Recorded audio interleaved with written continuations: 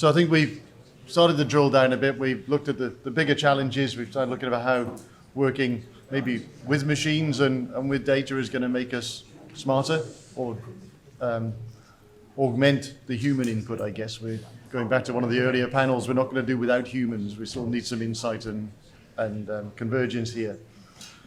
But now moving gear a little bit more, working out how we're going to treat things. Perhaps we could start out by working what we're going to treat.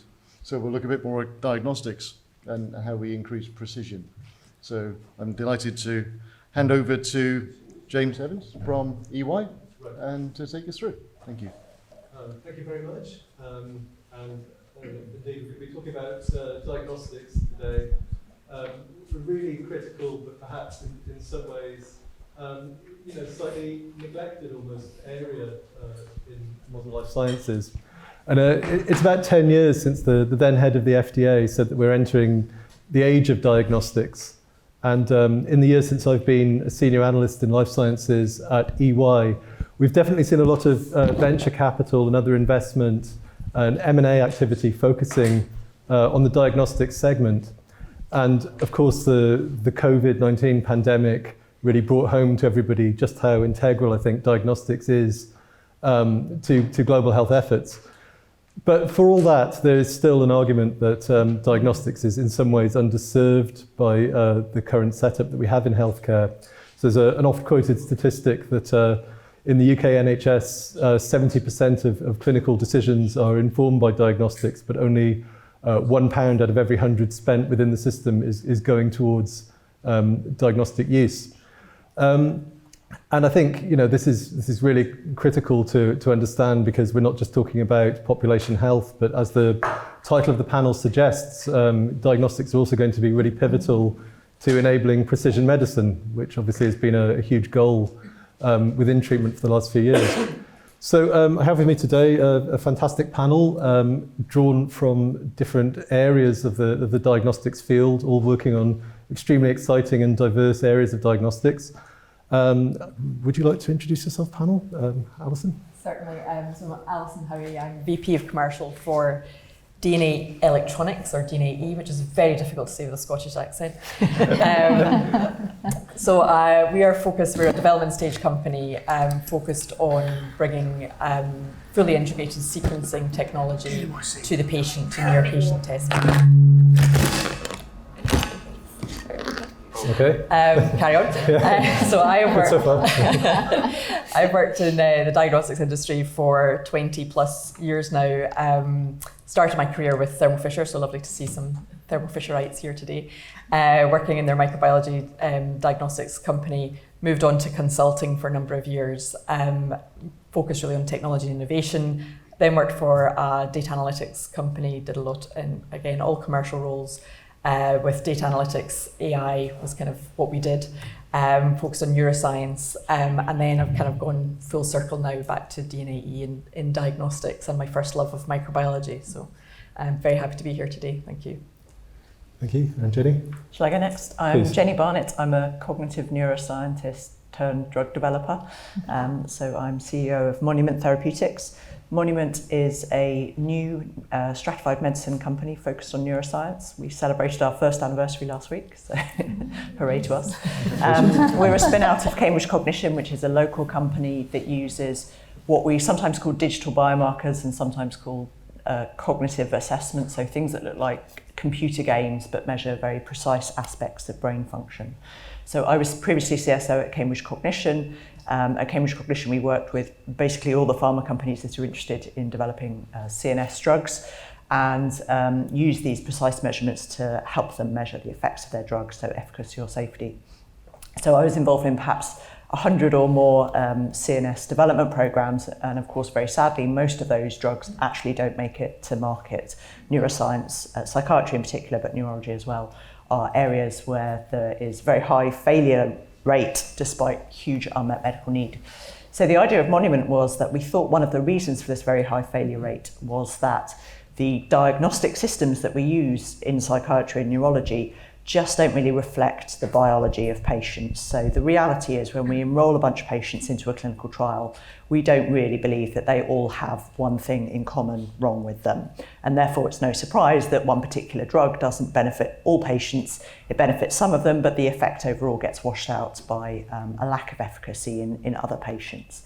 So the idea of Monument was, can we use these digital biomarkers that have been very well validated over long periods of time to identify subgroups of patients or subphenotypes, as Melanie referred to them earlier, who do have one thing wrong in common, regardless of whatever else is going on in the patient, and then match those with drugs that we know acts on that same brain circuit or brain network. So in Monument, we've got 2 development programs, one in schizophrenia, one in neuroinflammation. Each program is a combination of the diagnostic or the biomarker that defines the patient population and a drug that we believe acts on that patient population. We've spent a year doing preclinical work. We've just moved into the clinic for our first program, which is in neuroinflammation. So it's been a very busy year, but very exciting, and very pleased to be here and see many faces in the room. I'm Deborah Lucarelli, and I'm Enhanced Genomics CEO. At Enhanced Genomics, we actually genuinely believe that in order to understand a disease and develop, a treatment, you really need to understand the root cause, and starting with the genetics, causal variation or mutation, and so on and so forth.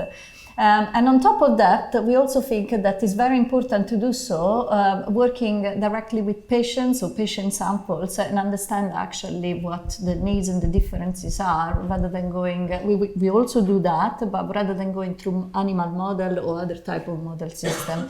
And therefore we think actually it's very important to have access to some resources like patient samples, both from healthy and disease cohort. The other things that we really do believe is that actually, as you heard now through all the panels and also my colleagues here today, that it's important to have a number of skills and expertise actually within the team. So the type of company that we are building actually is composed by a number of different type of professions, if that's what we want to call. There are scientists, there are engineers, there are obviously therapeutics expertise, and we also collaborate actually with different type of drug discovery and so on and so forth.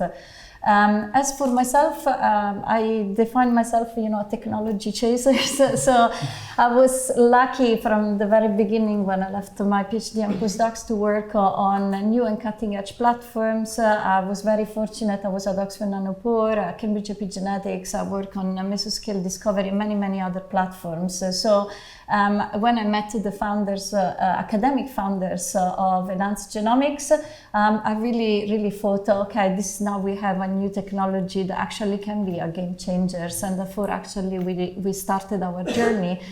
We've been on it actually for the last couple of years. So very happy to be here. Thanks for your attention. Great. I'm Santiago Miriuka. I'm the CEO and co-founder of MultiplAI Health. We are developing liquid biopsies for coronary artery disease, all cardiovascular diseases, but focused on coronary artery disease. And this comes from sort of personal experience, because I'm a cardiologist. I've been working in cardiology for 25 years. And I'm a heart failure and heart transplant specialist. And I lived through all these story about looking for biomarkers for diagnosis of heart failure. And I have seen hundreds probably of biomarkers all this time, all these years, and just a bunch of them really reached in the final stages. But what is interesting is that, well, in my personal experience, I also run a lab working with pluripotent stem cells, and we were deeply involved with RNA sequencing from the beginning in those cells, and I had a lack of sharing my lab with some very interesting guys working in bioinformatics and artificial intelligence, and I learned a lot about them. Actually, at some point I learned to code, which is interesting journey for me. And mixing everything together, we thought that I have seen different speeds in the pathway of clinics and the labs, and I'm sure that many people share this idea that we are doing many things, very exciting things in the lab, and we don't take that into the clinics. And we are still working with Framingham risk score in in our clinics, and with some simple measurements, trying to measure the risk of our patients. And actually, we do have many oncoming technologies that we can apply to patients.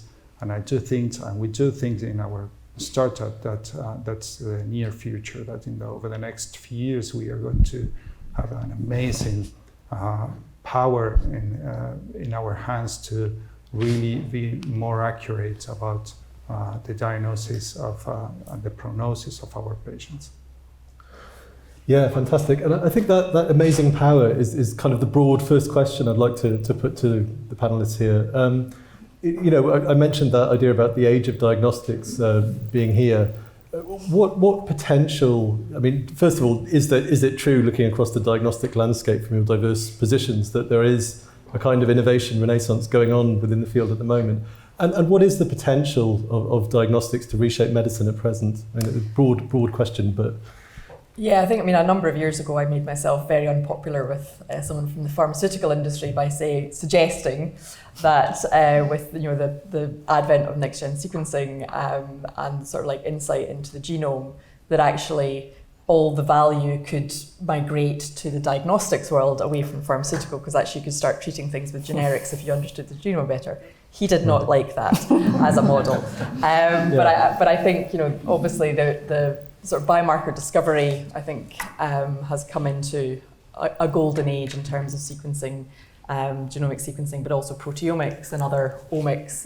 We're only beginning to, I think, scratch the surface of that. And as that progresses and we understand disease better, we will be able to use these tools. Obviously, we at DNAe are very focused on not just using the tools, but actually transforming the tools to make them much more accessible. And I think that's obviously from our business model and our perspective, that's part of this renaissance. Is not just better tools, but it's better tools that are easier to use and therefore can be used in a much wider range of settings. Because I think that's part of the challenge is making them available when you need them to deliver data when you need it, rather than it all kind of coming back to the lab where it's useful, but actually it's too late. Yes, of course, yeah. And Jenny? Can I take that on? So in neuroscience, we haven't benefited massively from the genomics era. It turns out that psychiatric and neurological conditions haven't been particularly amenable to that.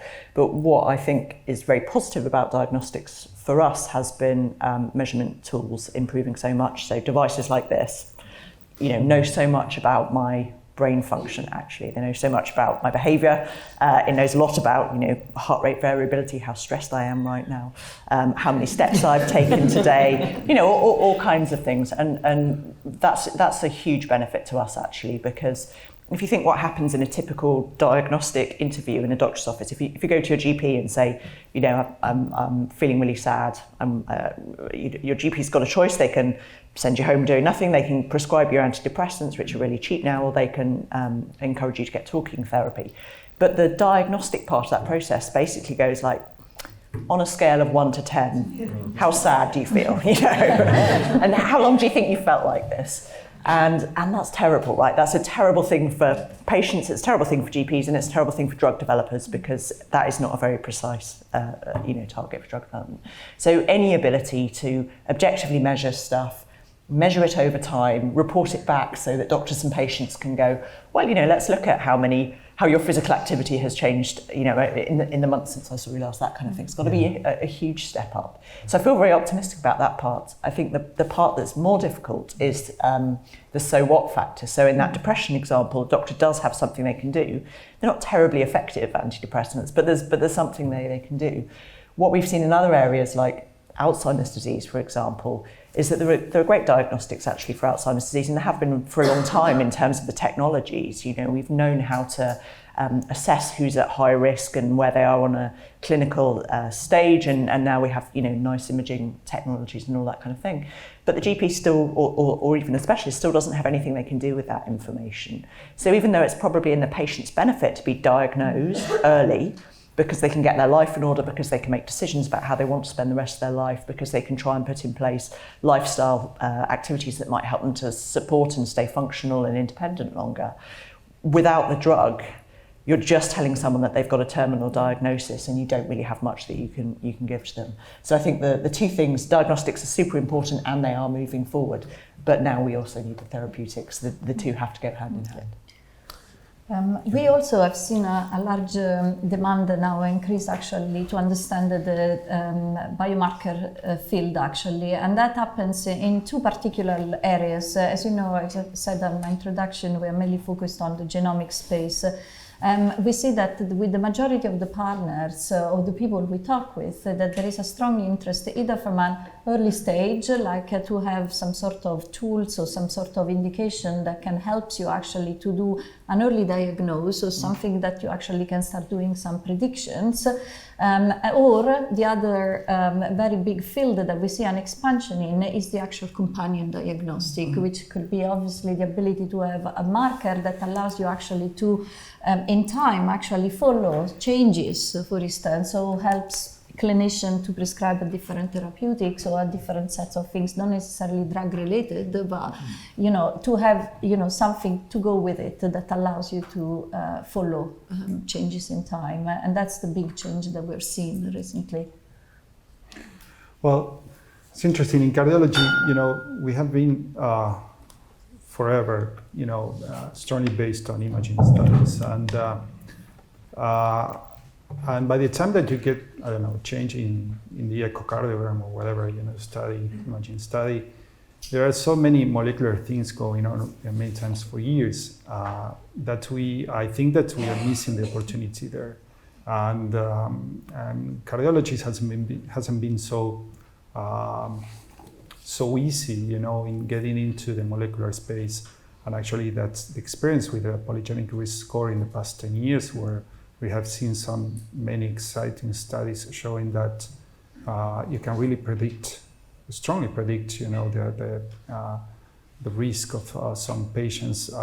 But however, you haven't seen that really being, widely used in the general practice. So I think that that's going to change over the next few years, and I think that cardiology is going to become much more molecular at some stage, and that is going to be really a revolution, because there's definitely, if we want to change, the fate of our, let's say, society, it looks like too big that goal, but actually it has been really identified that if you want to live longer as humans, the best thing that you can do is to prevent cardiovascular diseases.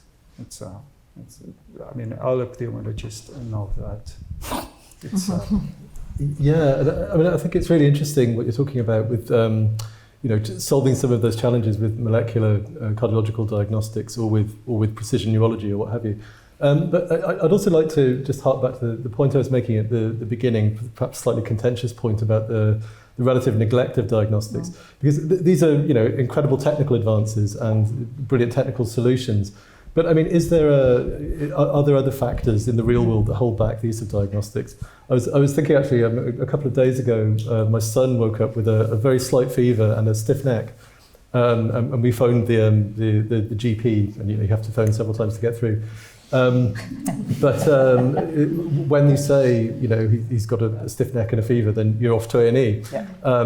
Although he was fine, we thought he was fine, he seemed fine. But of course they send you to A&E saying they've got better diagnostics there, and you go to A&E, you wait for a long time, and there's lots of people who've probably got COVID but they can't get a diagnostic. So it's and then in the end when he got to see the A&E doctor, they said we don't really have a really good diagnostic for this, but we'll do some tests, and it was fine, it was all good. But you think that's a kind of suboptimal diagnostic situation, and how much are these technical challenges also confronting sort of real world application problems? Yeah, I think a common theme here has been about artificial intelligence, and I think one of the things that strikes me is we still have a model where it's diagnose and then confirm with diagnostics, rather than using AI potentially to triage patients better, to take a more detailed patient history to understand signs and symptoms that you might be getting from a smartwatch or other means of actually measuring health. So actually triaging to point them to better diagnostics first that then inform a clinical decision, rather than making a clinical decision that then are looking for a diagnostic to kind of confirm the guess. And I say that with the greatest respect to the medical community. So I think there's definitely a lack of awareness, I think, sometimes of just the tools that are available. And we as the diagnostic industry probably need to do more to engage with physicians, but also have the physicians engage with us to really understand what it is, what's the problem we're trying to solve, and how that can make their life better. And how can we integrate our diagnostics? I think it's actually a problem of integration of diagnostics into the healthcare system, so that they know that there's an automatic, if you're presenting with these symptoms, this is our first port of call.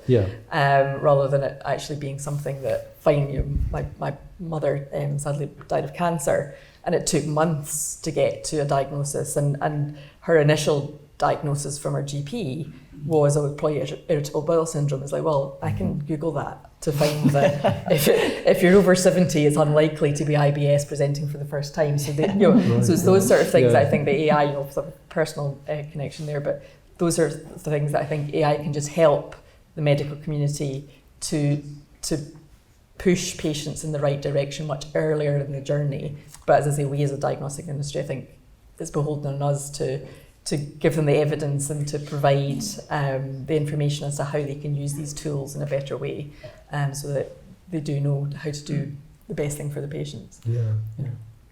I think it's really interesting, the sort of post-COVID era that we're in now, from a diagnostic point of view. So there's all these people with long COVID, and there's that's almost certainly not one thing, right? And then there's people with syndromes that look like long COVID that they might have had anyway, that are, so there's a lot of people walking around with fatigue and respiratory and all that kind of thing. And how on earth are we going to deal with that if not by, first of all, sorting out diagnostics? How are we going to develop therapies, be that drug therapies or digital health support tools or service planning, unless we get some grip on what those clusters of symptoms are and all the rest of it. We've been thinking about it from the point of view of the neurological consequences of COVID, of which there are a lot. There's a lot of people walking around thinking they have substantial problems with memory and attention, to the point that they're not able to go back to work. So the people most at risk are kind of otherwise fit and healthy people in the prime of their life, should be big taxpayers, et cetera, not able to go back to work for weeks or months, or there's people hitting years now, because they've basically got so much sort of brain fog, which is a very imprecise symptom, that they can't, they can't function in their job. And actually, I bet for a lot of people in this room, you could probably function perfectly well in your job if you broke a leg, but if you had brain fog, you really couldn't. A lot of our jobs now are about that. So how do we encourage the pharmaceutical industry to go after brain fog? How do we encourage services to put in place what there may already be some therapies out there in terms of rehab and that kind of thing? Well, first of all, you've got to understand and believe people that they really have this symptom, and the one thing that would make that help it easier, we think, is being able to test for it. So we're doing studies now from longitudinal data sets looking at people where we knew something about their brain function beforehand, and therefore we can measure whether the change that in their cognitive function that we can measure matches what they're saying they experience, on the basis that you need that step of being able to measure something, to be able to diagnose something, to be able to develop services that actually help patients with it. And I only know about COVID brain, but I'm sure that is also the case for all the other domains of people affected, and it's seriously large numbers of people. COVID's been very interesting in that respect. We also find it that it's not just for the new things or the rare diseases, but it's actually pretty much for everything. Yes, exactly. So you may have a treatment for a disease, but probably only half of the people will respond to it. And actually, one thing that we're finding more and more, particularly in the neurological space, is that even people who have received, therapies or brain cancer and they are fine, we talk more and more with clinicians, and it looks like yes, but once they are fine, they get a scan every 3 years. So we can definitely not open the head any longer, after the moment. So there is a need actually, to keep an eye also on people who are currently receiving a treatment, or people who are actually well from a certain point of view, or stable, let's call it like this. So biomarkers are important from that point of view, and they facilitate also the therapeutics. But they have to be cost effective. That's right, exactly. Yeah. To be. I think that there are so many barriers, to implement Yeah. these diagnostics, and there were things that, for example, we suggest that everybody over 40 should take, some tests to evaluate the cardiovascular risk, and if you think that is it's a challenge, and actually, just a minor percentage of the population truly gets that, and why is that? Because of those so many barriers that we have, to implement, these population diagnostic tests and so on. And one of the, I think that's one of the ways, of course, would be to really find out who, who needs the right drug, who needs the right diagnostic test, and that's going to be, something that, epidemiology and the health regulators and so on will have to work hard over the next few years. Trying to implement, the right test for the right people, and it's because you can't deal with, with all the population. If you're not accurate with your test, you can't test. You can sequence to everybody. I think really interesting points there around the integrating of all these different aspects. And I would like to go to the floor for questions and comments. One more thing I'd just like to ask. We've heard a lot today about data integration and regulations around that. To what extent are the kind of new technologies, I know some of you are obviously working with AI and with digital technologies, to what extent are those difficult to integrate into traditional life sciences and difficult from the point of view of regulators in terms of data integration? How big are the challenges there? And how much of the opportunities that presents as well? I think certainly for us, and if you're looking at quite a specific syndrome, then actually you're looking at specific data sets. I think it is relatively straightforward. I think where it becomes more complex, I think particularly in diagnostics, as we are kind of at the beginning of treating a patient, getting that sort of long-term follow-up to really understand the value and the patient outcomes, I think is more challenging for us because we're kind of like the first step.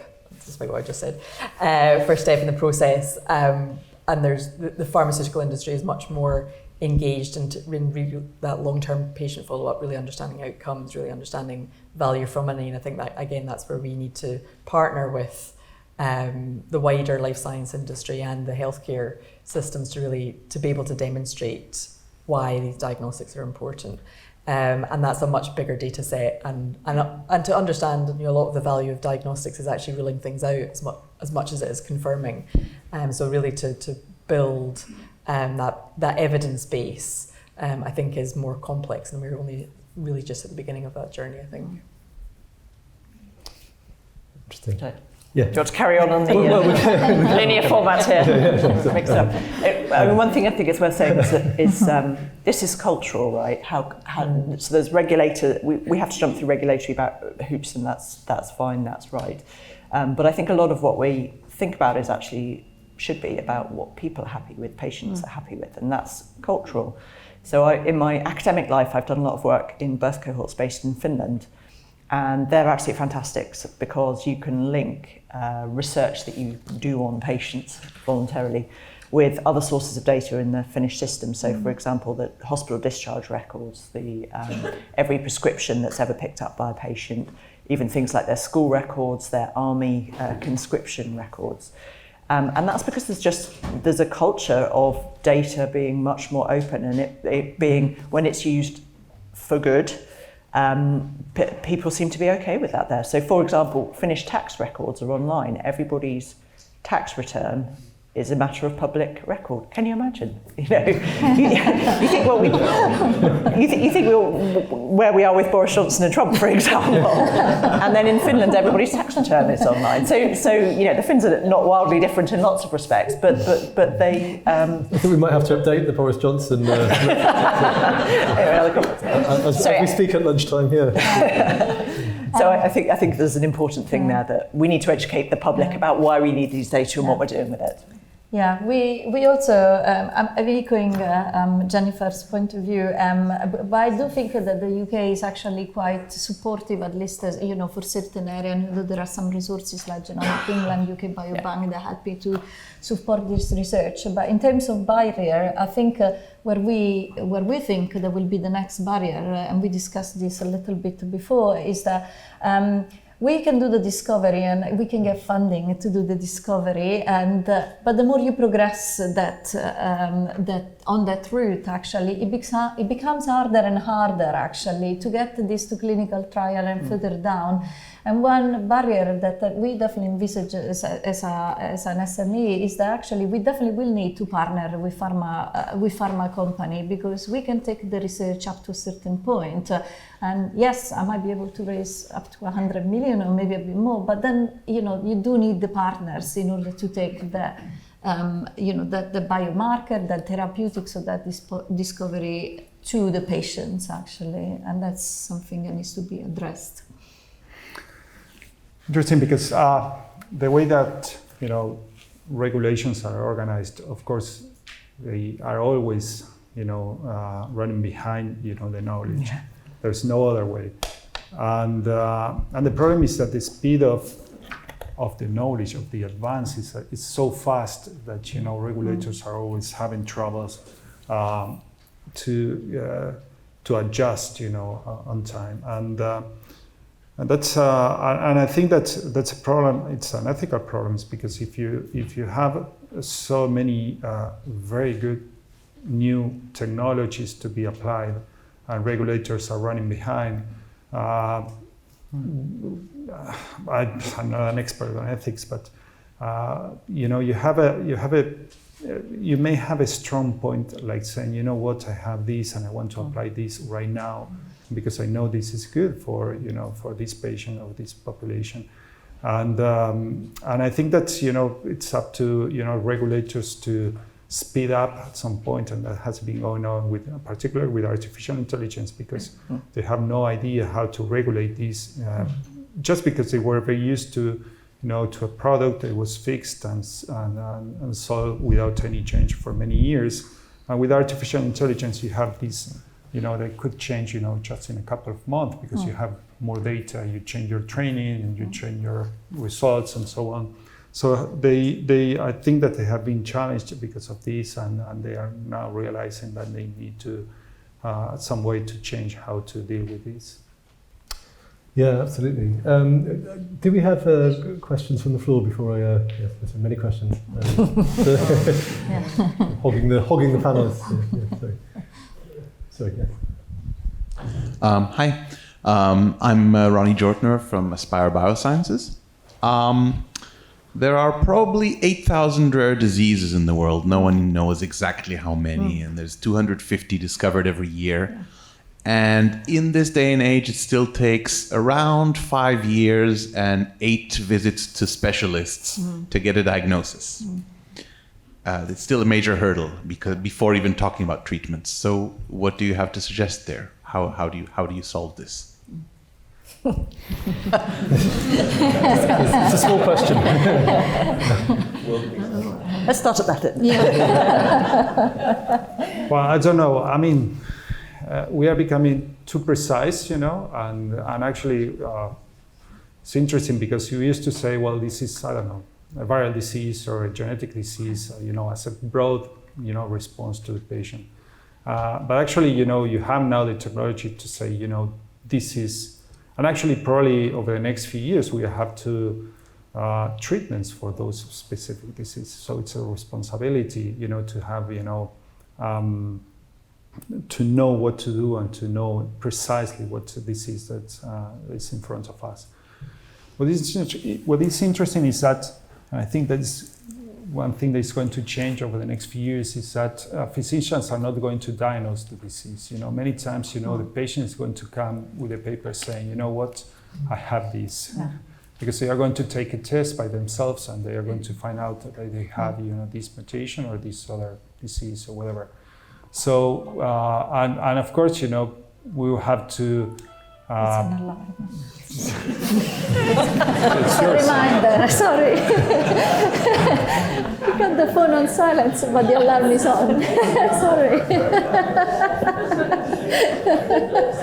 Sorry about this. Deborah, I would have let that go and just glare at the audience.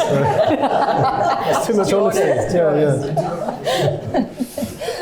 So on the other side, we have to deal with that. I mean, with a patient coming with, I used to remember, those years when, Google showed up and patients used to come with printed information about, their chest pain or whatever. I want to take this test because I had chest pain. And, now they will come, with, with sonotherapy results and telling you, okay, I want to do something with this. And of course, many times, unfortunately, we don't have anything to do. But I think that there's going to be a huge change, in medicine in general over the next few years. I believe actually in 4 or 5 years there will be a change from that point of view. So we see it actually as a business. We obviously need to focus. We need to choose a specific disease, and the decision for doing that could be variable or multiple.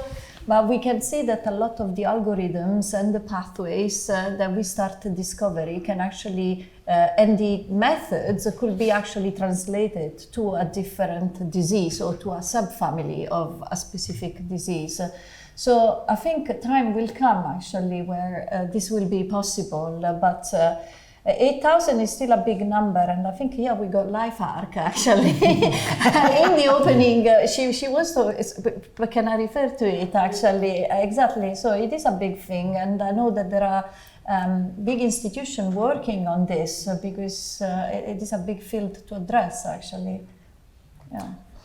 Yeah, so I think that's the rare disease piece is going to be clearly one of the things that will be up for grabs, I think, with this new wave of diagnostics. But should we tackle some more questions from the floor? Hi, you're right. Jack from Apis Assay Technologies in Manchester. On, I suppose, the other side of the spectrum, the diseases where there is large numbers of cases in the population, just wanted to highlight a case study. So AstraZeneca last month at ASCO, they had released their results for their breast cancer Destiny clinical trial. So these are patients that are HER2 positive-ish. So they're not normally given the HER2 positive treatment, they're just given chemotherapy.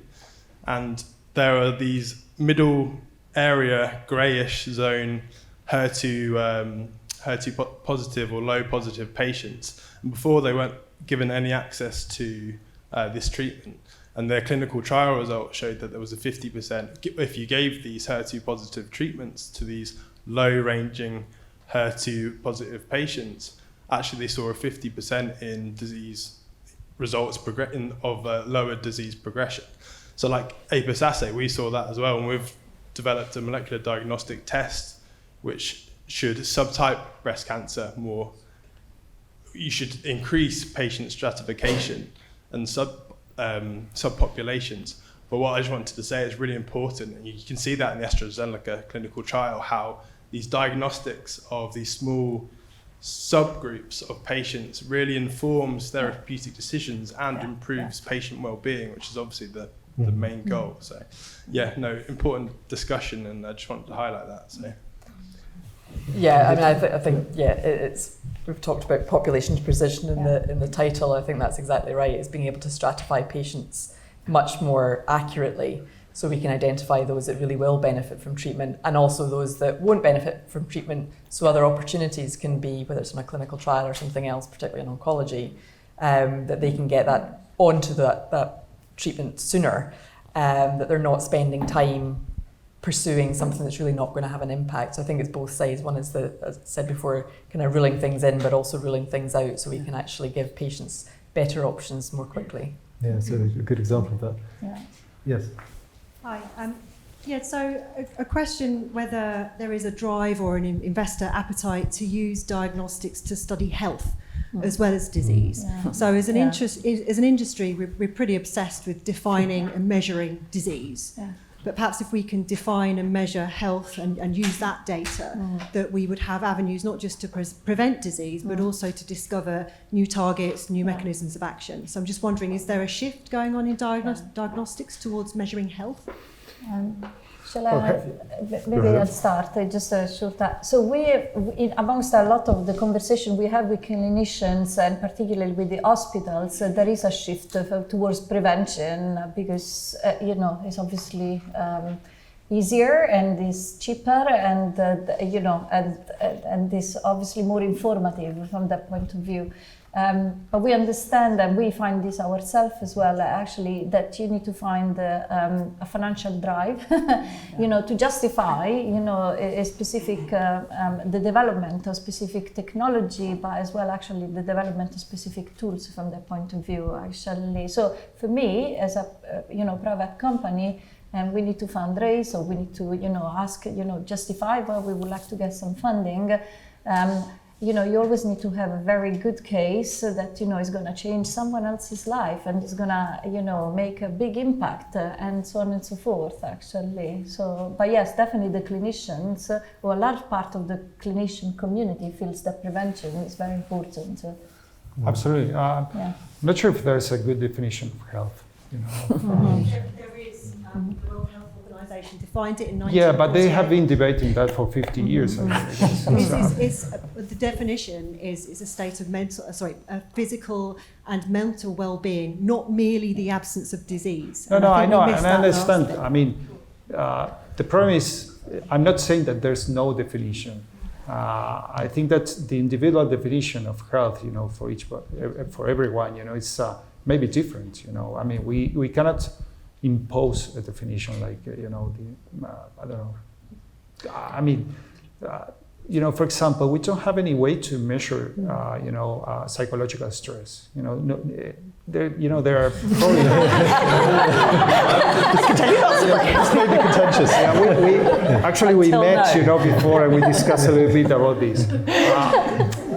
What I'm talking about, it's all these psychological tests that has been, been using for years. And I do think, and I absolutely agree that there are new ways to measure that. And what I was going to say is that we are going to create new definitions for diseases, because when we go to the molecular level, for example, we can find out many other clues that we are unaware, at the moment that we are in front of the patients. And we group them into, some general definitions about this and that condition, or this is healthy and this is not. But actually, whenever we are going to be measuring, I don't know, for example, let's say that we sequence some patients, we're going to find something. Are we going to say that subject is unhealthy at some point? So there's going to be, some newer definitions with newer technologies, and probably, that's an example. We are going to be able to say, well, this is definitely someone who is stressed. Well, Jenny, on that point about mental health, I mean, is part of finding new ways of looking at it, embedding it in a more holistic understanding of people's lifestyle, or can we narrow it down to look for specific?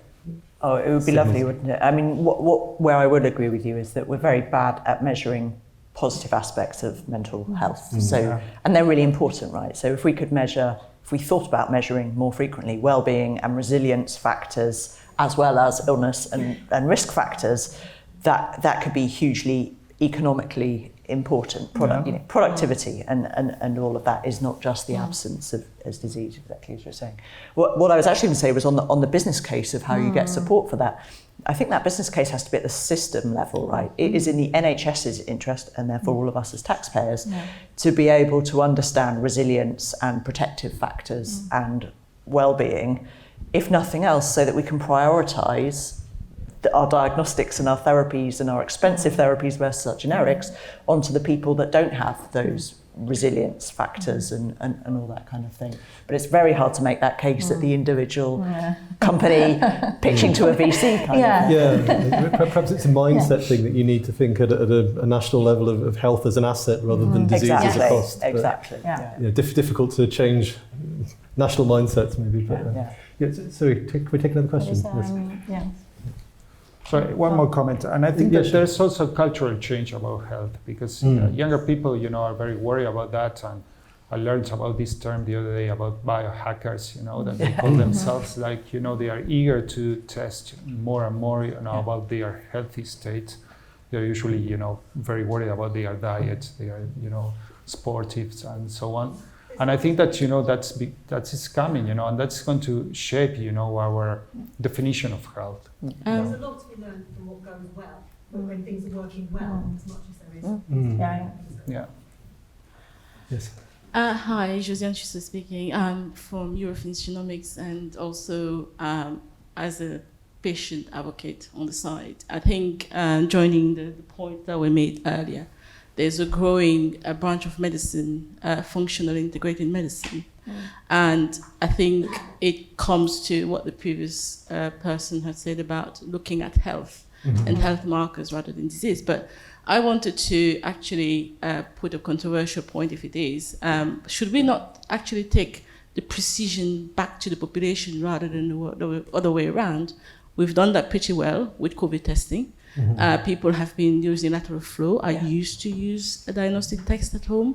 Should the focus not being on mass diagnostic testing, not necessarily for the very rare and very complicated diseases, but actually the common diseases that are prevalent in the population? Shouldn't that not be the focus, given that people have actually been trained and used to do that in the last 2 years? And the second point is about actually bringing the medical profession with us, because in the UK there are less than 300 genetic counselors. Who is going to mine all the data that is put out there and make sense of it so that the patient can actually be also aware of what they can and cannot do, or the questions they can and cannot ask, and indeed the people who treat them to understand the data that is put in front of them?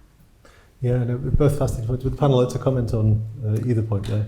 I think that the challenge around population or diagnostics at population level is important. I think the challenges around what tools do we use to measure things at a macro level rather than a micro level. And I spent a lot of the pandemic shouting at the television. Yes. So even lateral flow I think is great. I became a convert to the concept, but actually if you look at the performance characteristics of a lateral flow, they were never designed to be used at low prevalence, and we were probably finding as many false positives as we are in those rare days when we were down at kind of 1 in 100. We were probably finding as many false positives as we were true positives. So I think that was fine when we were all locked down, but now that we're all getting a taste of freedom again, that's more of a challenge. And I think also just we need more research into biomarkers and really what is significant. So to Santiago's point earlier, if you find you will find something, and is it significant, or actually it's never going to be, the genomic is never going to turn into the proteomic, and we're never going to actually see disease from that so-called biomarker because it's not associated with symptoms. So I think that it's a really important point, and I think there should be more population screening. We're seeing more population genomic programs being initiated by certain governments. I think that's also good from a research perspective, but turning that into actually as a population we become healthier because we've taken action and interventions, I think that's much more challenging because the data just isn't there yet. I think there is a shift, at least in the pharma area actually. There is more focus at the moment into the common diseases, or at least from the interaction that we are having. Obviously the cancers, the big ones are still there, but at least for the type of interaction that we are having, there is a change in that direction, especially because those are also the blockbusters in reality, the one that affect the majority and you can buy them over the counters. So I think that there started to be a shift somehow.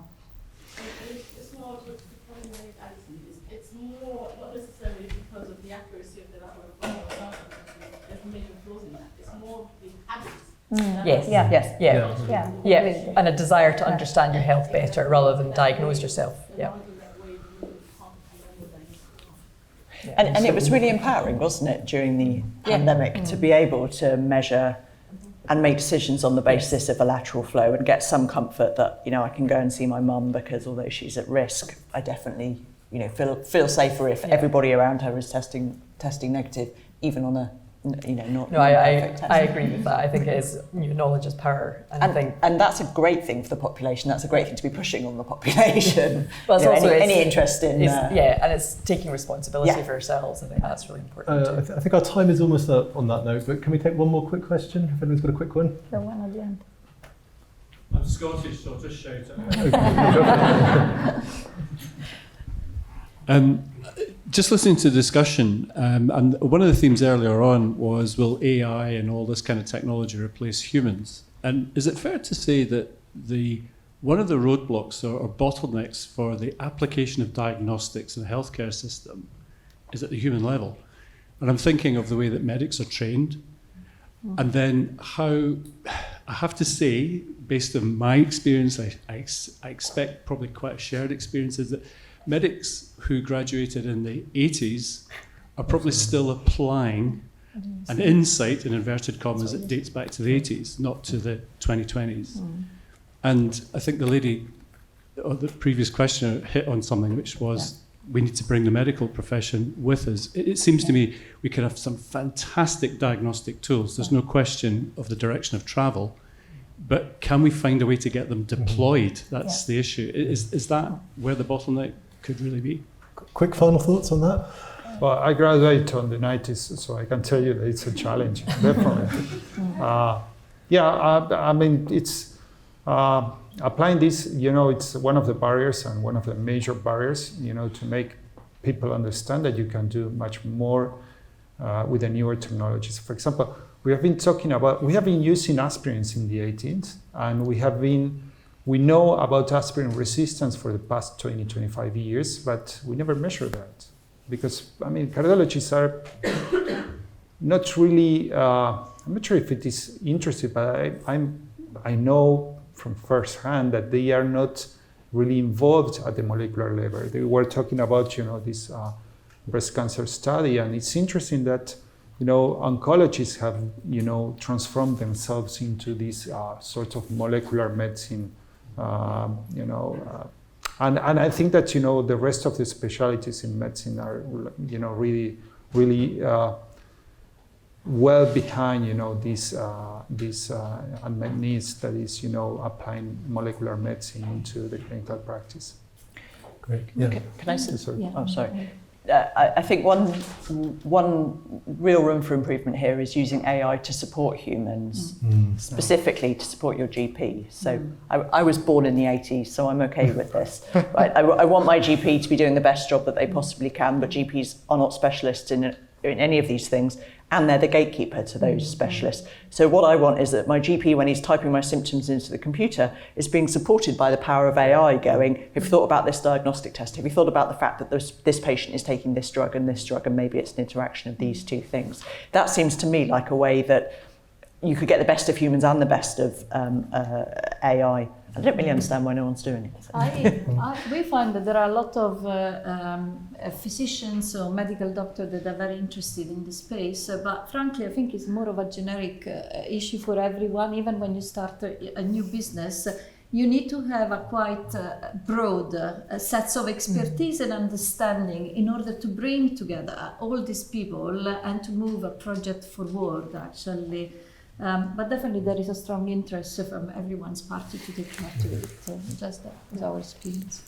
Yeah, I think it's not all down to doctors either. I think there's also just an institutional level. There's a challenge around who pays for it, who gets the benefit from it. I think diagnostics in particular, as soon as I did some work with a pathology lab a few years ago, and it was very much, you could see that their customers saw them as a cost, but actually their customers were the healthcare providers, rather than actually it's an opportunity to either save money by not having to do an intervention, or save money because actually I can get them out of my hospital quicker.